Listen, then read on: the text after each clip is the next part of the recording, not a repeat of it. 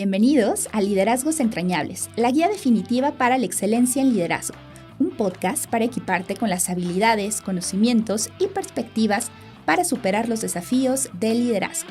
Te sumergirás en conversaciones profundas, descubrirás herramientas prácticas y te inspirarás con las historias de aquellos que lideran con éxito y autenticidad.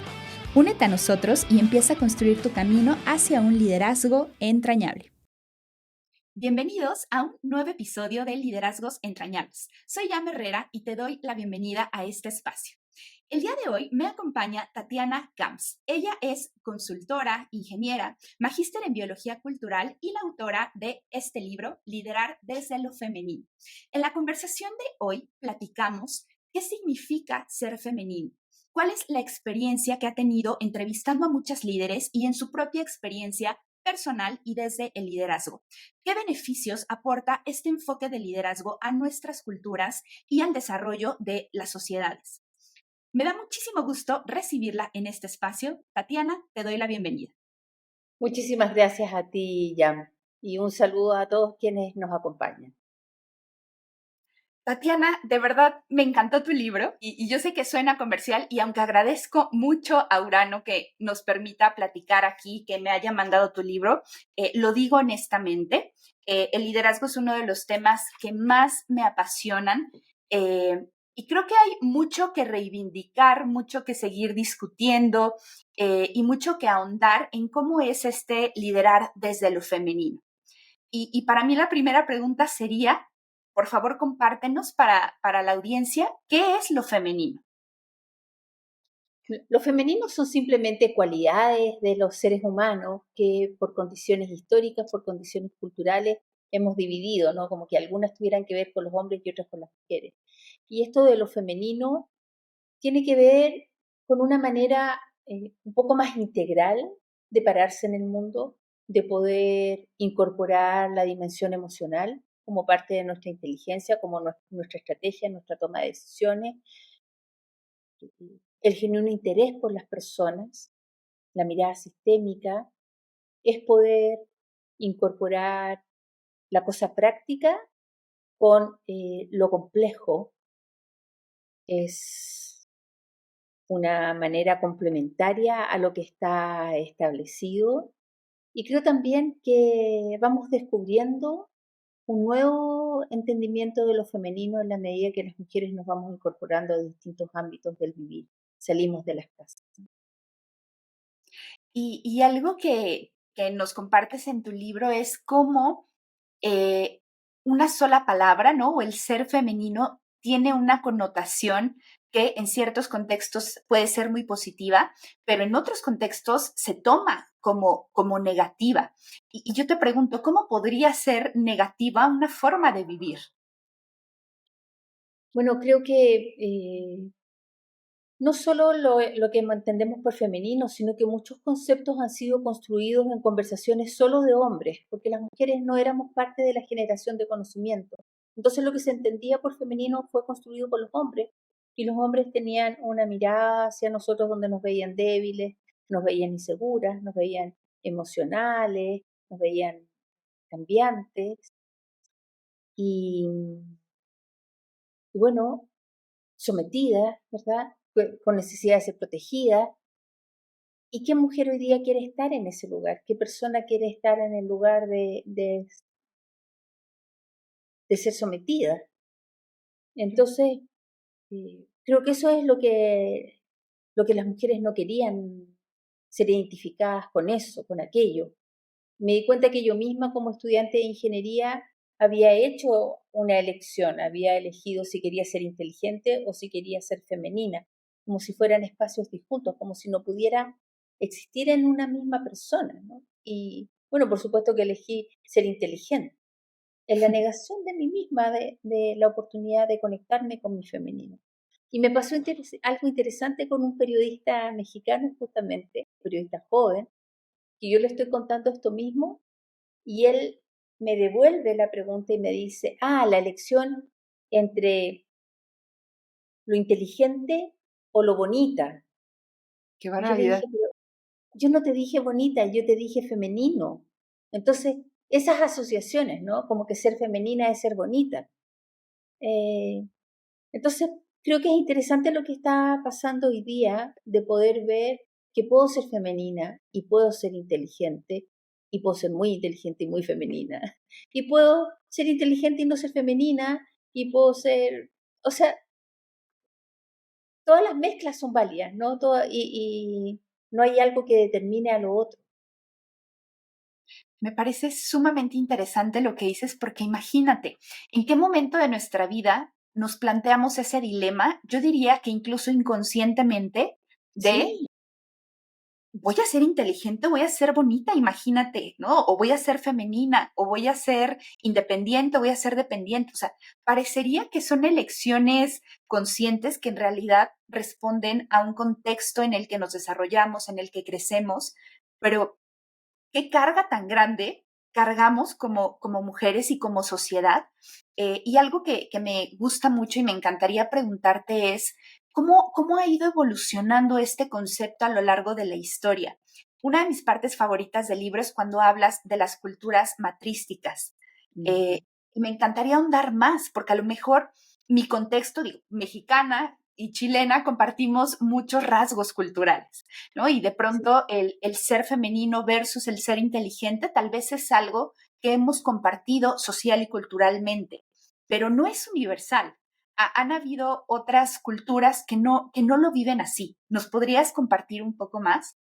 claro, han habido y hay. De hecho, en México existen en este momento culturas matrísticas, que son aquellas culturas donde no hay una jerarquía de hombres sobre mujeres, de lo femenino sobre lo masculino, que son culturas que son pacíficas, que son colaborativas, que viven en el respeto mutuo y que viven en el respeto y la conexión con la naturaleza y con sus ciclos, que en general han sido adoradores de la fertilidad, de la diosa madre, y en lo que hoy día llamamos Europa del Este existió entre el 7000 y el 3500 antes de Cristo. Estas culturas fueron 3500 años de paz. Y a mí me pasa, bueno, si lo hicimos una vez durante 3500 años, es que lo podemos volver a hacer. Ya sabemos cuál fue la manera de organizarnos. Y aquellas son las culturas matrísticas.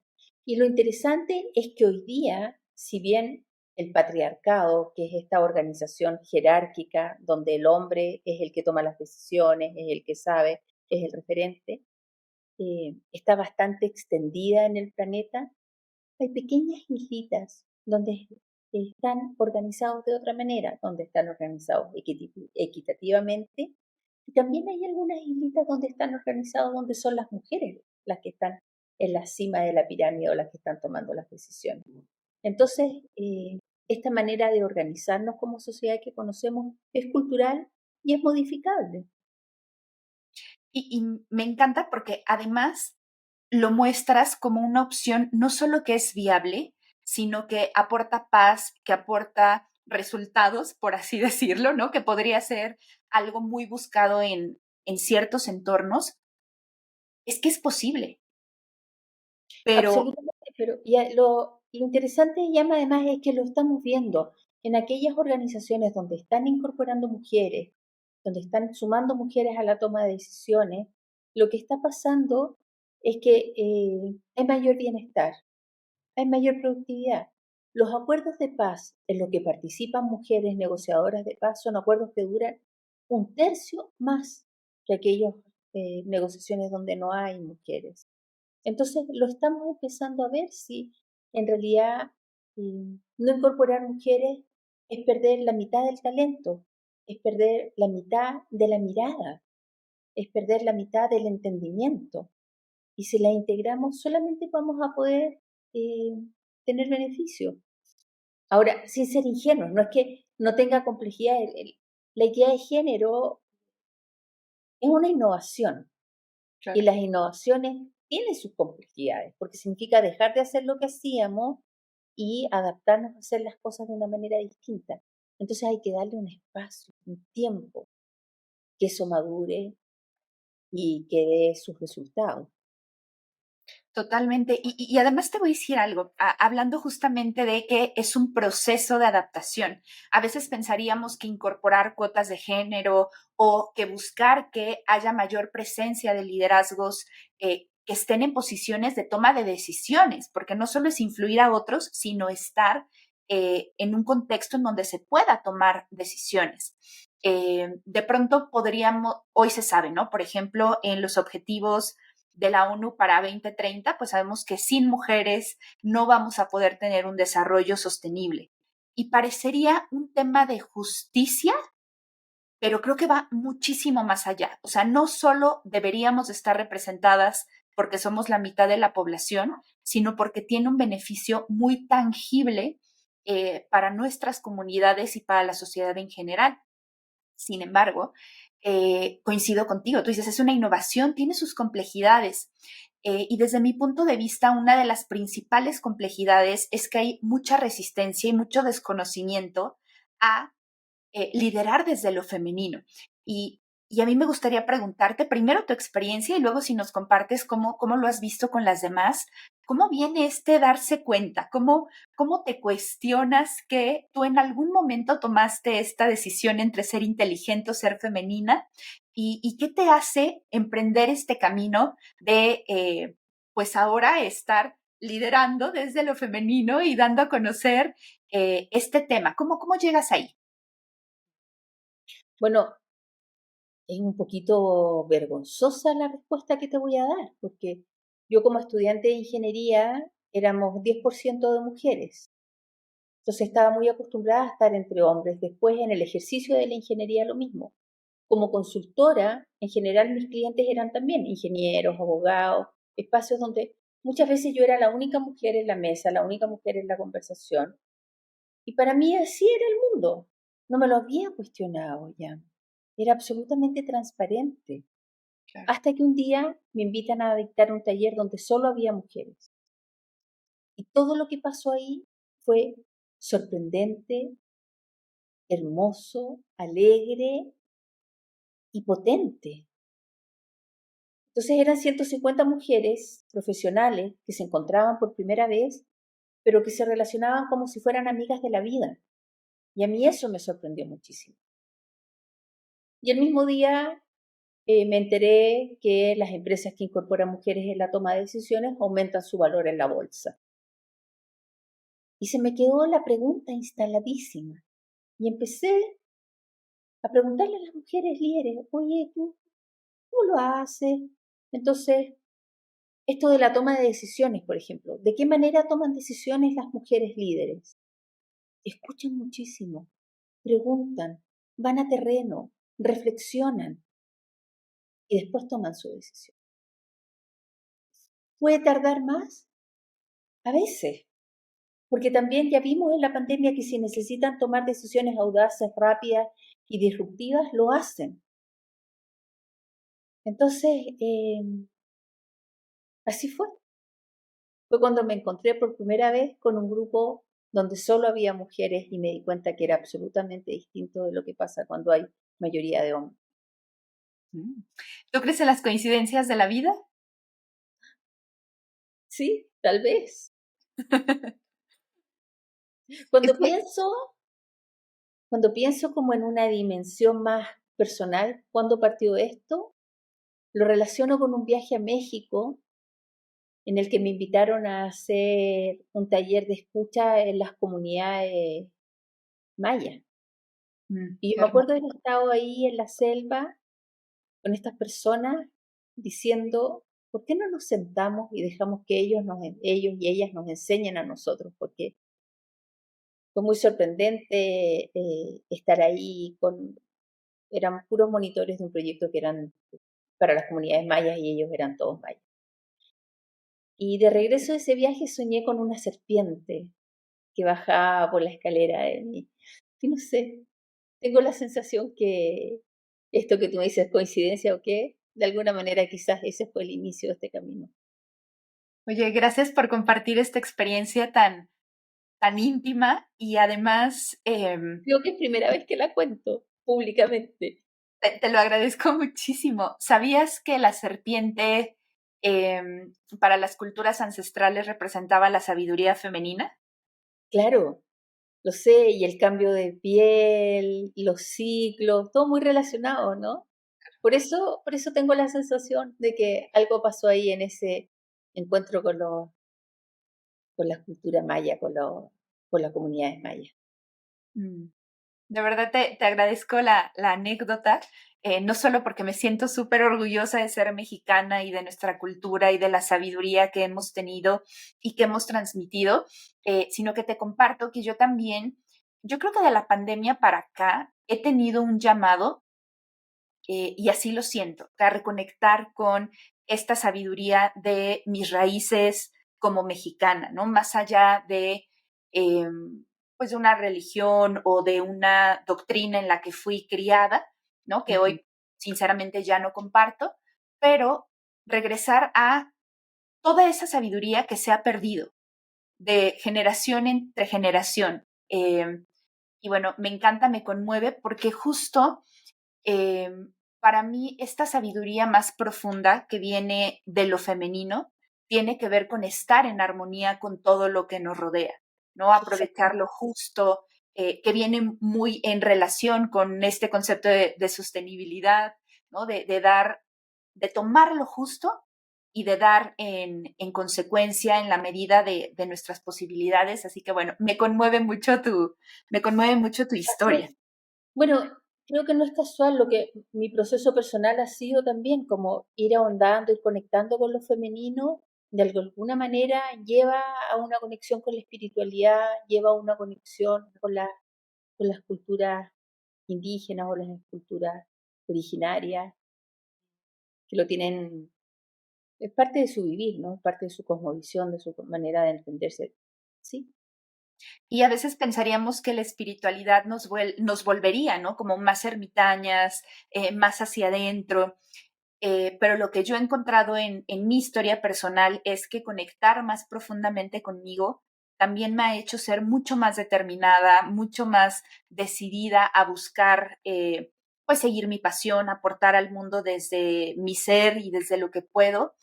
Eh, entonces es como paradójico, ¿no? Porque es la fuerza que se encuentra en la paz de estar ese alineada. para mí es como el verdadero liderazgo, ¿no? El liderazgo que está conectado con un propósito, el conocerse a uno misma es fundamental, el liderazgo como el ejercicio de la libertad, como el ejercicio de la autonomía, del tomar decisiones, eso es liderar.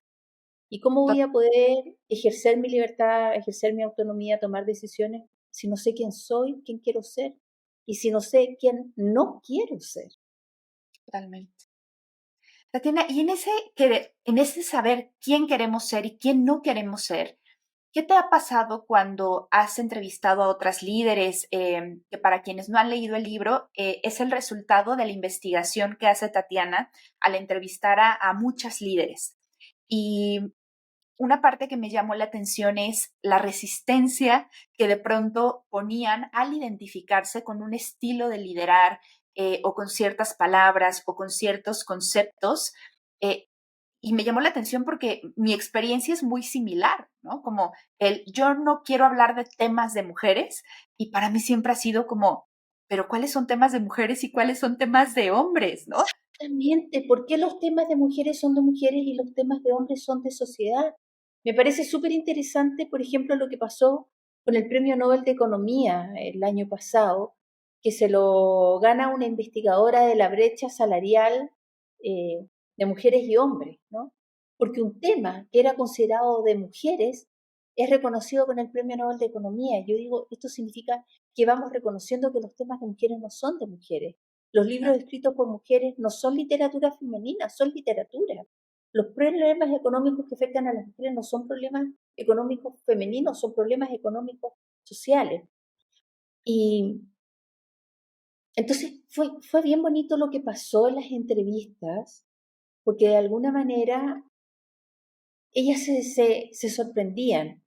La entrevista, sin que yo lo intencionara en ese momento, se iba convirtiendo en un espacio de reflexión para las mujeres que fui entrevistando, donde en un inicio tenían muchas de ellas, algunas no, pero muchas de ellas tenían esta resistencia a ser relacionadas con lo femenino, pero en la medida que íbamos conversando, además bastante ciegas a cuáles eran sus propias habilidades de liderazgo, Por porque supuesto. están estas descripción del líder y resulta que las mujeres líderes no calzan con ese perfil de liderazgo que está establecido.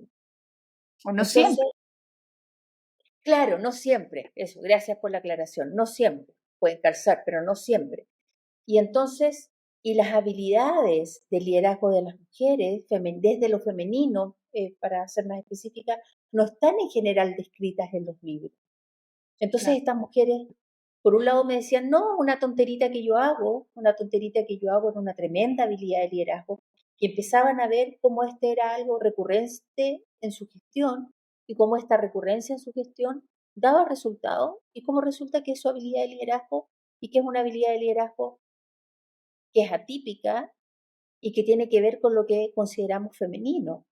Como todas las mañanas yo saludo a todas las personas, me levanto de mi oficina y voy a saludar a quien está de cumpleaños, y entonces resulta que después, cuando tengo la reunión con los sindicatos, viene el caballero que yo fui a saludar por su cumpleaños y es el presidente del sindicato, entonces ya tenemos una relación de confianza, de cariño, que nos permite llegar a acuerdos rápidamente y hago una negociación colectiva súper exitosa y en realidad se basa en que establecí relaciones sinceras, genuinas, de confianza.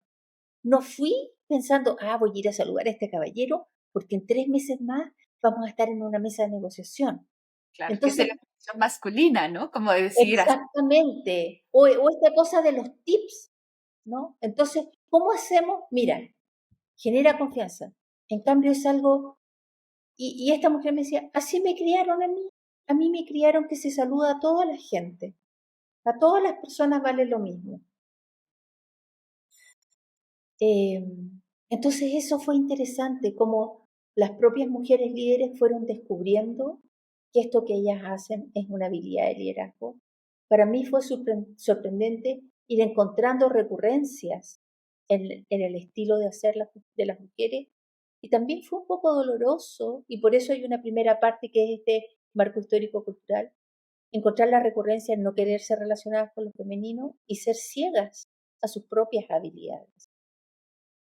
Y encontrarme también que muchas de las mujeres se conectaron consigo mismas después de una enfermedad, después de un dolor.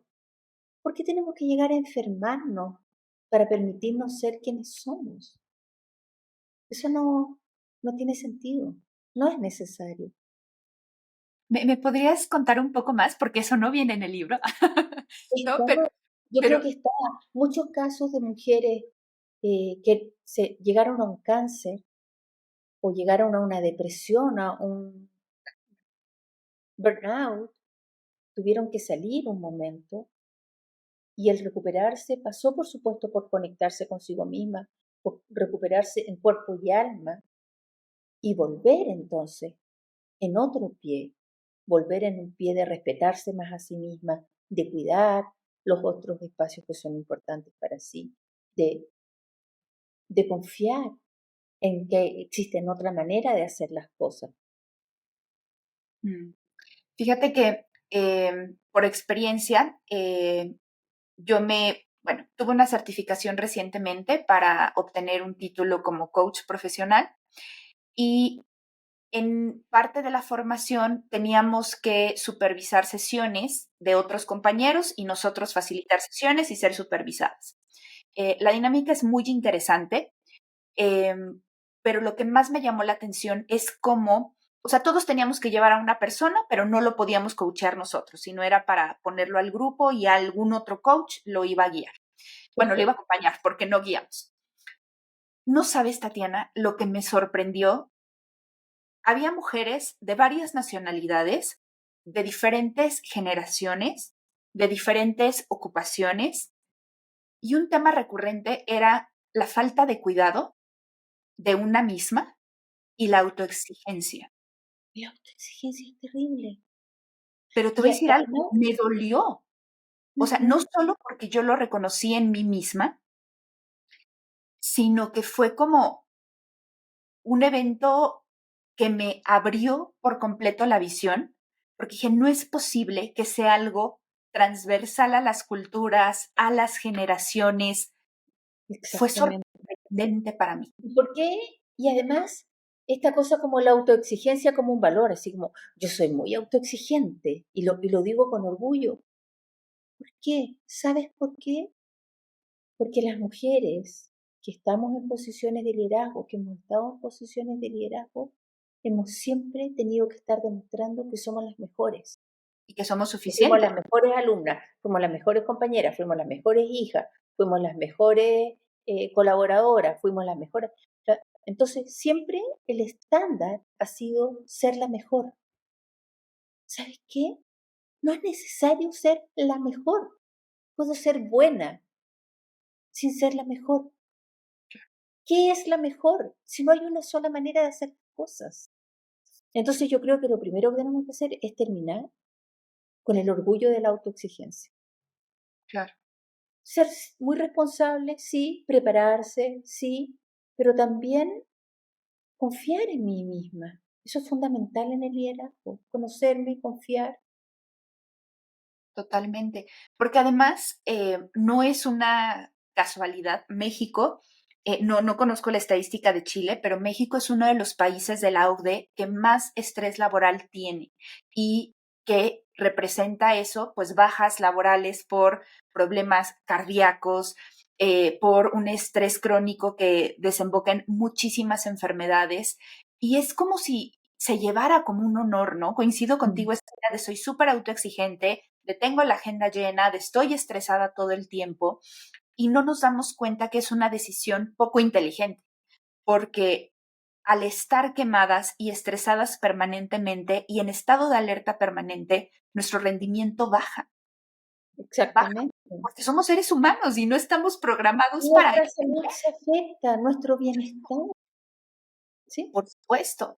Y además, coincido contigo, qué triste tener que tocar fondo en algunas circunstancias para darnos cuenta.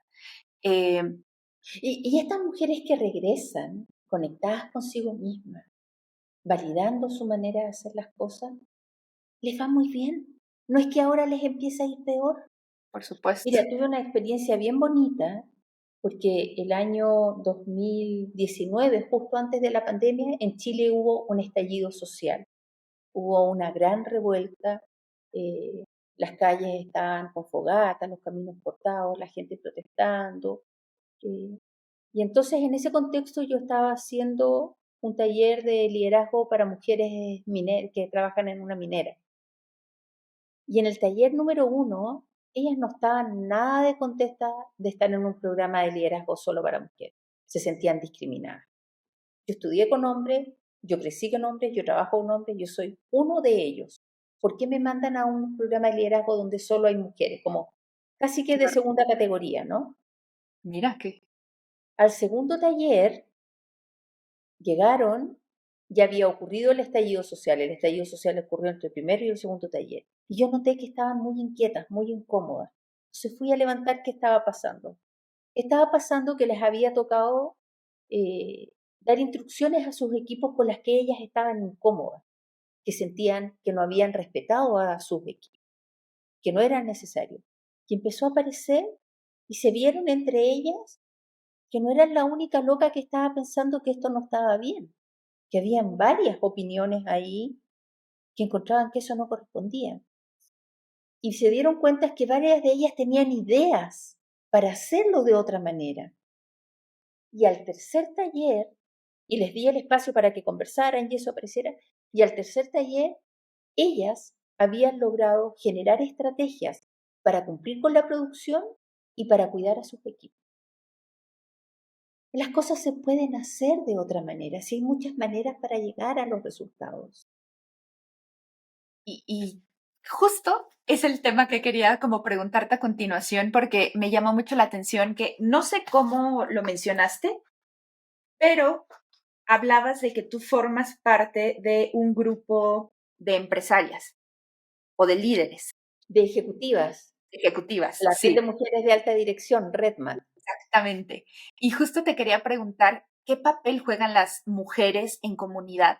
Porque estas ideas de tienes que ser la mejor y estar en competencia permanente, ¿no? De rivalidad, de no poder confiar las unas en las otras, también es una idea que ha sido impuesta porque ha sido conveniente para ciertos intereses.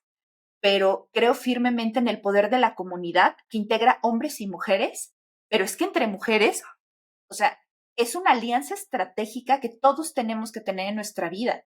Y bueno, quisiera preguntarte, ¿cuál ha sido tu experiencia personal? Pero bueno, me encanta ahondar Me encanta la pregunta, ya, muy buena pregunta. Bueno, primero además que es como una alianza amorosa, ni siquiera es estratégico, porque es como que nos nace, ¿no? Quiero, quiero poner un marco, quiero decir que los seres humanos eh, somos seres sociales, somos sistemas sociales, somos parte de un sistema. Y entonces, lo sistémico rechaza lo distinto. Entonces, cuando el sistema es la competencia, quienes componen ese sistema se adaptan a la competencia o el sistema te rechaza. Entonces, las mujeres nos hemos integrado históricamente a espacios laborales regidos por la competencia, organizados por la competencia, ¿verdad? Y hemos tenido que jugar la competencia. Ahora, la competencia siempre está, en términos generales, ¿no? Siempre hay excepciones porque además nos han enseñado que hay que ser competitivo, que es bueno ser competitivo y que si no eres competitivo... ¿no? Las mujeres, a los hombres lo pasan bien en la competencia, les divierte. Si te fijas, los juegos de los hombres tienen que ver con competir. ¿Quién llega primero? ¿Quién lo hace mejor? ¿Quién logra más? ¿Quién tiene más fuerza? ¿Quién mete más goles? En cambio, los juegos de las niñas o los espacios de recreación de las mujeres tienen que ver con conversar, con compartir, con crear, y eso ha sido menos valorado. Claro. Entonces, cuando las mujeres nos integramos a sistemas que lo que se valía es la competencia, jugábamos a la competencia, pero la competencia no nos acomoda, nos sale feo. Entonces, eso es lo que se genera. En la medida que nos hemos ido atreviendo a tomarnos de las manos, la colaboración nos resulta. Y es fundamental en varios sentidos. Primero, porque me espejo en las otras. Por primera vez tengo una referente, alguien que me devuelve una imagen que me hace sentido. Yo también hago eso. A mí también me preocupa que los baños estén limpios. A mí también me preocupa que a los proveedores pequeños les estamos pagando 90 días, pero ellos tienen que cumplir compromisos a 30. A mí también me preocupa que los hijos puedan venir a la oficina. A mí también me preocupa. Entonces me empiezo a encontrar, a espejar en otros, en otras, y me veo a mí misma. Y después encuentro que en esta nueva ola del feminismo o esta nueva ola en que las mujeres estamos avanzando, porque si pensamos en las épocas de posguerra, post Primera Guerra, post Segunda Guerra Mundial, las mujeres tomamos mucho espacio porque los hombres no estaban y las mujeres tuvimos, pero los hombres volvieron y nos mandaron de vuelta para la casa. Esta vez estamos tomadas de las manos. Esta vez va a ser muy difícil que retrocedamos en lo que hemos ido avanzando, porque ahora hemos generado una red que cada vez es más amplia. Te aseguro que si nosotras empezamos a conversar, tenemos redes de mujeres que coincidimos. Sí. Y entonces están en distintos países y están las redes de las ejecutivas, las redes de las emprendedoras, las redes de las empresarias, están las redes de las abogadas, las redes de las ingenieras, las redes de las comunicadoras, están las redes de las mamás jóvenes, están las redes de las que no quieren ser mamás, están redes de las... Entonces las mujeres estamos haciendo eso, estamos haciendo lo que hemos hecho siempre, estamos tejiendo redes y nos dan un tejido social que está permitiendo que vayamos avanzando, que nos vayamos atreviendo a ser quienes somos. Y a prosperar, porque además estamos viviendo en culturas cada vez más individualistas y esto no es cosa menor. O sea, hoy se considera la soledad, la sensación de soledad, como un peligro de salud pública. O sea, Exactamente. empeora nuestra salud. Es un tema que evidentemente me apasiona, pero además que es súper relevante, ¿no? Porque nos enfermamos más y vivimos peor si estamos solos. Entonces, Así es. para Y las mí, mujeres o lo femenino tiene una manera de estar en el mundo que es colectiva, que me y que veo nos como parte tiene, de un todo y que no claro, es inseguridad. No es que yo pregunto porque estoy insegura, es porque entiendo que todas las opiniones son válidas y que varias cabezas piensan mejor que una. Es mi manera de vivir, mi sí, manera de estar en el mundo. Y yo siempre cuento este chiste, que ¿verdad? Las mujeres decimos, acompáñame al baño, y los hombres dicen, pero ¿por qué va a acompañar al baño? Si no es que vaya a acompañar al baño, es que voy acompañada por la vida. mm, No es debilidad, no es inseguridad, es una manera de estar en el mundo, igualmente válida que ir más solitario. claro. Tatiana, ¿y tú qué dirías que has encontrado en esta forma de vivir, en estos grupos de mujeres líderes fuertes de los que formas parte? ¿Qué riqueza ha aportado para tu vida como individuo? Es que, mira, que yo estoy conversando contigo, que mi libro esté en México, que mi libro exista, todo tiene que ver con las redes de mujeres. Que yo me atreva. Me invitaron, voy a contar, estuve en noviembre en un evento de AMGE en Culiacán. ¿Cómo llegué ahí?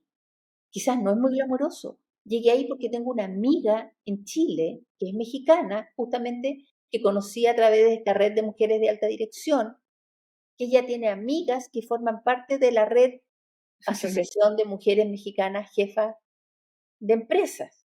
Entonces mi amiga le dijo a su amiga que yo quiero ir a México, que mi libro lo van a hacer en México. Entonces ella dice, a ver, preséntamela. Conversamos y claro que también yo le resulto interesante a ella. No lo hace solo por un favor, ¿verdad? Claro, Yo le resulto interesante. Dice, ah, sí, me interesa. Y por me supuesto. invitan. Y yo voy a Ángel Culiacán. Que vi que fue divino el evento. Fue divino, fue increíble. 700 personas. Imagina eso. Así fue, ¿no? Entonces, antes no teníamos esto las mujeres, antes estábamos más. O sea, antes sí, porque hubo un momento donde nos encontrábamos en la feria, hacíamos trueque cuando íbamos a lavar la ropa, conversábamos, cuidábamos a los niños todas juntas. Y después eh, con la primera revolución industrial, cuando se aparece la máquina de vapor y se empiezan a existir las fábricas y empieza a desaparecer eh, la cultura de los artesanos, ahí se empieza ahí empieza a desmoronarse esto, ¿no?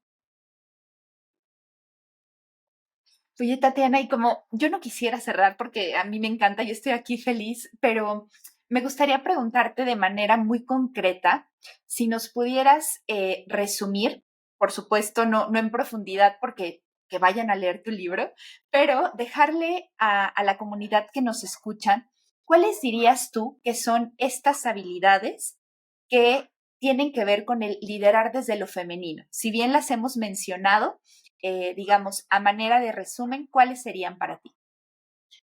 Quiero decir que yo trabajo muy de cerca con la teoría U, que es la teoría de innovación y liderazgo del MIT, del Centro de Aprendizaje Organizacional del MIT, y la teoría U plantea que las dos principales cualidades de los líderes hoy día son la capacidad de escucha y el mundo interior.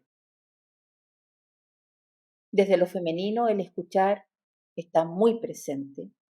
Todas las mujeres me dicen, yo primero escucho todas las voces, después tomo la decisión. Y segundo, la autoconciencia, ¿no? El ser consciente del impacto que tienen las decisiones que estoy tomando, el sentido ético. Como una mujer me dijo, no voy a tomar ninguna decisión de la que me avergüence delante de mis hijos. Imagínate si ese fuera el criterio ético, estaría resuelto, ¿no? En este mundo tan cambiante, tan diverso, tan inestable, tan complejo, el pensamiento sistémico, la capacidad de relacionar el mundo, la capacidad de poder mirar sistemas, de poder mirar procesos, de entender que esto no es aislado, no es causa-efecto. Súper femenino. El genuino interés por los otros. Creo que hay muchas más, pero estas me parecen centrales. Pero quiero decir que en particular, creo que lo femenino es una capacidad de los sistemas, que cuando un sistema, que cuando un equipo, cuando una organización incorpora mujeres, permite que estas habilidades que yo te he ido mencionando aparezcan en el sistema, que los hombres también se conecten con eso y sobre todo que haya una mayor plasticidad emocional, que no lo único aceptado sea el autoritarismo, el miedo, sino que también está permitido la vulnerabilidad, la curiosidad, el afecto, el humor, la determinación. Hay una mayor plasticidad emocional. Cuando hay mayor plasticidad emocional, hay mayor plasticidad conductual, hay más conductas que son permitidas. Y eso genera flexibilidad, genera innovación, genera valor. Y beneficia todo el sistema, porque esto es muy Todo. importante, que si bien a lo mejor un liderazgo femenino encabezado por una mujer, ¿no? Parecería que es un tema de mujeres, pero no es así. Va a beneficiar a los hombres, les va a dar facultades, ¿no? Para hablar de temas que antes no se hablaban, para conocerse en una mayor profundidad. Me encanta esta palabra de plasticidad emocional, porque es así, ¿no? Muchas personas se viven desde el estoy bien, estoy mal o más o menos, ¿no? Y se pierden de toda la gama de experiencias que pueden desarrollar. Y me encanta cómo lo expresas, ¿no? Que el liderazgo femenino no tiene que ver con ser mujer, es una forma de liderar, ¿no? Y Exactamente. ponías ejemplos como Mandela, como Luther King, que son personas de conciliación, de ver el sistema, de ver más allá de sí mismos para un bien mayor, con un propósito. Y pues imagínate, ¿qué mundo tendríamos si lideráramos desde ahí? Y de tomar decisiones audaces. La audacia. Eso es muy femenino. Porque es disruptivo, porque es distinto, porque no se había visto antes. ¿Qué podríamos entender por audacia? Voy a ir a los casos que tú mencionaste, pero imagínate la audacia de impulsar cambios sociales profundos, terminar con la dominación del Imperio Británico en India. ¿Y con qué? Con la paz, con la paz, con la no violencia. Es súper audaz. O lo que vivimos en pandemia, la Jacinda Ardern, que era primera ministra de Nueva Zelanda, cerrar la isla. Cierro la isla. ¿Está loca? ¿Cómo se le ocurre si somos una isla? Dependemos del intercambio. No, cierro la isla, tomo esa decisión audaz. Y la tasa de mortalidad fue la menor del mundo, o sea, es Exactamente. impresionante. Ay, me encanta, Tatiana. Oye, no quiero despedirme sin preguntarte y platicar un poquito, ¿quién dirías que es tu líder favorita? Por lo menos la que se te viene ahora a la mente, porque yo sé que no es solo una. Sí, bueno, va cambiando. Me pasa mucho que pienso más en las redes de mujeres que en una líder en particular. Y este último tiempo he estado muy conectada con Jane Goodall, esta bióloga que estudió los chimpancés, que nos mostró que le puede poner nombre a los chimpancés y no perder la objetividad, que podemos reconocer que los chimpancés, al igual que nosotros, tienen lazos afectivos, se organizan en familia, que ella tuvo la audacia de creer en su manera disruptiva de hacer ciencia, en su manera amable de hacer ciencia, y que hoy día nos conecta con, con la esperanza en esta crisis climática que se nos viene encima, nos conecta con la esperanza, pero no como algo que está ahí como naif, sino que una esperanza que es la determinación de conectarme con la acción por un mundo mejor. Que de hecho es su lema, ¿no? Compasión sin más acción.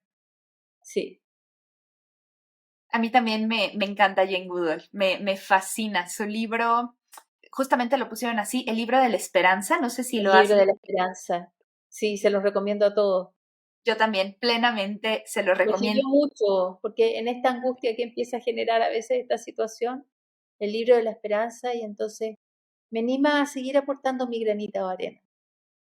Coincido, me sentí exactamente igual después de leerla. Y justamente en marzo estrené un club de lectura especializado en liderazgos femeninos, al que me encantaría que en algún momento fueras parte, porque más allá de leer un libro, lo que estamos haciendo es discutir sobre una mujer cada mes.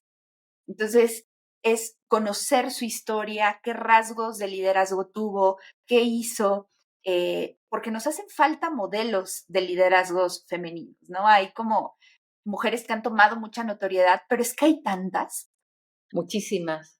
Bueno, si lo haces virtual, yo me Claro apunto. que es virtual, por supuesto que es virtual y eres sumamente bienvenida porque creo que nos hace falta, ¿no? Hay una parte de tu libro en donde mencionas a algunos premios Nobel, algunas investigadoras, de manera breve, pero dije, algunas de ellas tienen que estar en ese club porque cómo nos hace falta visibilizar esos modelos, porque también las generaciones más jóvenes, si no ven que es posible, no pasa, no tienes un modelo que seguir, no encuentras una forma de liderar diferente si no sabes que eso es posible. Así que bueno, esa es mi cruzada. Déjame decir algo muy breve, por Lo que favor. necesites. En esto de las generaciones jóvenes y la colaboración, donde lo hemos visto, son en todas estas cantantes, mujeres muy exitosas, cómo se invitan a una a la otra, cómo se reconocen, cómo se invitan al escenario. Me parece notable y tan común, ¿no? Que ahí podemos ver cómo la colaboración es muy válida entre mujeres, está muy presente. Y da grandes resultados. Para mí ha sido importantísimo el apoyo que he tenido de otras mujeres en mi vida profesional, en mi vida personal. Y bueno, yo intento hacer mi parte, ¿no? De este trabajo tan maravilloso. Y bueno, como parte de ese trabajo, hoy estamos aquí. Y de verdad, Tatiana, ha sido un placer para mí platicar contigo. Yo coincido contigo, cuando leo a un autor siento que converso con él, entonces yo siento que ya hemos tenido muchas conversaciones y eso genuinamente me encanta y me gustaría cerrar este espacio preguntándote, ¿para quién recomendarías este libro? Ay, yo creo que difícil tu pregunta, pero yo creo que cualquier persona puede leer el libro y los invito a quienes ir desde la curiosidad, ¿no? ¿Qué es esto de liderar desde lo femenino? Atrévanse. Lo femenino no me gusta, yo soy hombre, yo soy una mujer. Vayan, vayan a curiosear de qué se trata esto de lo femenino. Pues yo también les recomiendo encarecidamente el libro Liderar desde lo femenino. Van a encontrar no solo una documentación muy amplia, historias interesantes, van a conocer mujeres, van a entender cómo ha funcionado en diferentes contextos, en diferentes épocas. Y al final, yo le decía a Tatiana, que es una de mis partes favoritas, van a poder encontrar con mayor profundidad estas herramientas del liderar desde lo femenino, que estoy segura que van a aportar valor a sus propios liderazgos y también a sus comunidades. En México lo tenemos gracias a Editorial Urano. Además, vean qué portada tan maravillosa. Me encantó la portada, así que aquí está la recomendación. Muchísimas gracias, Jan. Chao a No, todos. Gracias por la muchísimas oportunidad. gracias, Tatiana. Te mando un beso y que sea el primero de muchos espacios que compartamos juntos. Que así sea. Que así sea. Si te gustó este episodio, te invito a valorarlo y a compartirlo con la persona que tiene que escuchar sobre liderazgos entrañables. Te invito a seguirme en mis redes sociales como @JamHerreraCoach en Instagram, Facebook, TikTok y YouTube. Nos vemos en el próximo episodio.